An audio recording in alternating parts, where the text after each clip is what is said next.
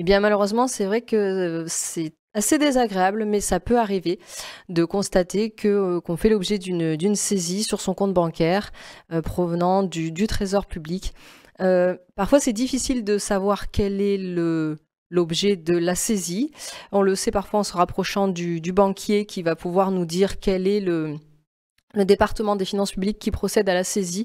Et si c'est une trésorerie de type trésorerie Varamande ou trésorerie du contrôle automatisé de Rennes, on pourra identifier que cela correspond à des amendes.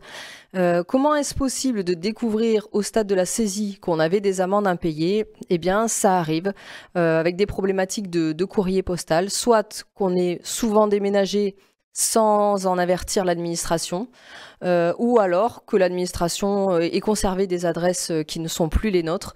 Mais si on en arrive à ce stade, il y a quand même toujours des recours. Faire un recours contre la saisie bancaire en elle-même a peu de chances de succès, mais en se rapprochant des trésoreries concernées ou des officiers du ministère public, donc soit le local à Toulon ou l'officier du ministère public à Rennes, on trouve très facilement leurs adresses sur Internet et expliquer tout simplement sa bonne foi, expliquer avec des documents, par exemple des contrats de réexpédition de courrier qu'on a pu faire auprès de la Poste, démontrer qu'on ne résidait plus à l'adresse auquel les avis de contravention ont été envoyés et que, bien évidemment, on ne connaissait pas l'existence de ces impayés et on demande le retour au taux initial que l'on aurait dû payer si on avait reçu les courriers et les PV en temps et en heure. Et généralement, ça se passe bien avec un laps de temps inhérent à l'administration qui est quand même de l'ordre facilement de 6-8 mois. Il ne faut pas s'étonner de ne pas avoir de réponse immédiate de ce type de